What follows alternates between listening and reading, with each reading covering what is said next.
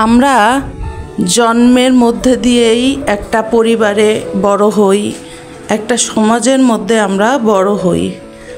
তো দেখেন যে আপনি দেখবেন যে আপনার সাথে যারা রিলেটেড, আপনার সাথে যারা যুক্ত, আপনার ফ্যামিলির মানুষ, আপনার চারপাশের মানুষ, আপনার আপনজন, আপনি প্রতিনিয়ত আপনি কিন্তু তাদের রোষানলের শিকার হচ্ছেন, তাদের আক্রোশের শিকার হচ্ছেন, তাদের মূর্খতার শিকার হচ্ছেন প্রতি মুহূর্তে। আপনি আপনার লাইফে, আপনার সেই ছোটোবেলার থেকে, হ্যাঁ, আপনি যদি একটা মানুষের রোষানলের মধ্যে পড়ে যান, তো আপনি সেখান থেকে চাইলেও আপনি বের হয়ে আসতে পারবেন না। আপনার চারপাশে এমন কিছু মানুষ থাকবে, তাদের নির্বুদ্ধিতা এত প্রখর, এত প্রকট, তাদের মূর্খতার মাত্রা এত বেশি তীব্র যে এটা সম্পর্কে তারা সম্পূর্ণরূপে অচেতন। এটা সম্পর্কে তাদের কোনো বোধ জ্ঞান কোনো কিছুই নাই। এটা তাদের এটা মন এরকমই, মানুষের মন এরকমই, মানুষের ধরন এরকমই। এটা সবার আগে বুঝতে হবে মানুষ কেমন হয়। মানুষ দেখবেন যে মানুষের মনের প্রকৃতি কেমন, এটা বুঝতে হবে। আপনি আপনার চারপাশে 5টা মানুষ, আপনার পরিবারে 5টা মানুষ, আপনি জিজ্ঞেস করেন যে প্রত্যেকের 10টা করে দোষ বলো, সে খুব অবলীলায় প্রত্যেকের 10টা করে দোষ বলে দিতে পারবে। এখন তাকে যদি আপনি জিজ্ঞেস করেন এবার তোমার 10টা দোষ বলো, সে কিন্তু নিজের একটা দোষও বলতে পারবে না। এটা কেন হয়? এটা কেন? তাই এটার কারণ একটাই যে মানুষের মনের প্রকৃতি ওইরকম যে সব কিছুকে সে দেখতে পায় কিন্তু নিজেকে ছাড়া।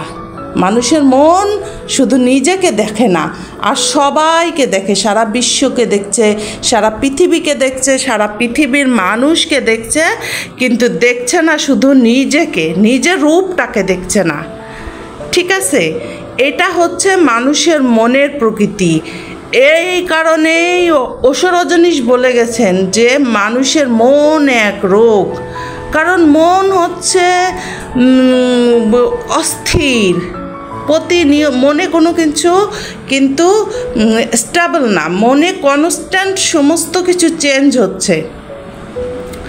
তো কিছু মানুষ থাকবে আপনার সারাটা জীবন আপনার চারপাশে, যাদের মস্তিষ্কের অবস্থাটাই এরকম যে তারা আপনার পিছনেই পড়ে থাকবে, এটাই তাদের প্রধান এবং মুখ্য কাজ। কিছু মানুষ থাকবে যারা আপনার সামনে করবে, আবার কি বড় ধরনের মূর্খরা আপনার সামনে চলে আসবে, আর তার থেকেও যারা বড় ধরনের মূর্খ তারা থাকবে পিছনে, তারা পিছন থেকে কলকাঠি নাড়বে। কিন্তু এই মানুষগুলোর আক্রোশ থেকে, এই মানুষগুলোর রোষানল থেকে কোনো দিন আপনি বের হয়ে আসতে পারবেন না। তাহলে এখানে প্রশ্ন যে কেন এত আক্রোশ, কেন এত রোষানল? তো দেখেন যে কিছু মানুষ থাকে যাদের নিজেদের কোনো যোগ্যতা নাই, যাদের নিজেদের কোনো ক্ষমতা নাই, তা তারা করে কি অন্যের যোগ্যতা, অন্যের ক্ষমতা তারা সহ্য করতে পারে না। তারা তখন চেষ্টা করে যে এরে কিভাবে দমানো যায়, এরে কিভাবে হটানো যায়, এরে কিভাবে নির্মূল করা যায়। এই চেষ্টাটা আপনার চারপাশের মানুষ সারা জীবন আপনার সাথে করে যাবে। এটার থেকে আপনি কোনো দিনও মুক্তি পাবেন না। তো এটা কেন হয় আমাদের সমাজে বা আমাদের লাইফে বা মানুষের সমাজে, মানুষের লাইফে এটা কেন হয়? এটার কারণ এইটাই যে মানুষের প্রকৃতি এইটা, মানুষের ধরনই এইটা। মানুষ যখন মনের ঊর্ধ্বে না উঠে আসতে পারবে, যতক্ষণ পর্যন্ত মানুষ মনের ঊর্ধ্বে না বের হয়ে আসতে পারবে, মানুষ যতক্ষণ পর্যন্ত আত্মার জীবনে না বাঁচবে, ততক্ষণ পর্যন্ত মানুষ অন্যের পিছেই পড়ে থাকবে। মানুষ ততক্ষণ পর্যন্ত নিজেকে দেখতে পারবে না, এটা কখনোই সম্ভব না। মন থেকে মানুষ বের হয়ে না আসতে পারলে আপনি কখনোই আপনার চারপাশের মানুষের আক্রোশ রোষানল থেকে বের হয়ে আসতে পারবেন না, এটা কোনো দিনই সম্ভব না। তো মন এক রোগ, মন এক রোগ। ওশো রজনীশ বলে গেছেন যে মন এক রোগের নাম, কারণ মন কনস্ট্যান্ট, মনে কোনো স্থিরতা নেই, মন কন্টিনিউয়াস চেঞ্জ হচ্ছে, মন কন্টিনিউয়াস চেঞ্জ হচ্ছে। আর আমাদের বিশ্বে, আমাদের সমাজে এগুলোর শিকার হচ্ছে প্রতি মুহূর্তে, মানুষ এগুলোর শিকার হচ্ছে প্রতি মুহূর্তে। আপনি মানুষের আক্রোশ থেকে, আপনি মানুষের রোষানল থেকে আপনি কোনো দিনও বের হয়ে আসতে পারবেন না। আপনি যতই চেষ্টা করেন, আপনি যত ভালো কাজই করেন না কেন, কোনো না কোনো পয়েন্ট থেকে আপনাকে দমন করার চেষ্টা করা হবে, কোনো না কোনো পয়েন্ট খুঁজে বের করা হবে যেখান থেকে আপনাকে দমন করার চেষ্টা করা হবে। দেখেন, এখানে একটা জিনিস খুব ভালো করে বুঝতে হবে যে আপনি যা করবেন, আপনি করবেন তো দূরের কথা, আপনি আপনার মুখ দিয়ে যা বলবেন, আপনার ভিতরে আপনি যা ধারণ করবেন, ওই জিনিসগুলো আপনার কাছে বুমেরাং হয়ে ফিরে আসবে।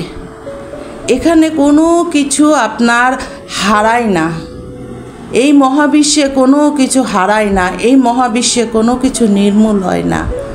আপনি যা করবেন, আপনি একজনের সাথে খারাপ আচরণ করবেন, ওই জিনিসটা আপনার কাছে ফিরে আসবেই আসবে, ডেফিনেটলি ফিরে আসবে, নিঃসন্দেহভাবে, সন্দেহাতীতভাবে। সমস্ত কিছু আপনি যা দিবেন, সমস্ত কিছু আপনার কাছে টু দ্য পয়েন্টে ফিরে আসবে। মানুষের মনের প্রকৃতি কেমন? মানুষের মনের প্রকৃতি হচ্ছে সে কাউকে মূল্যায়ন করতে পারে না, সে কাউকে সম্মান করতে পারে না।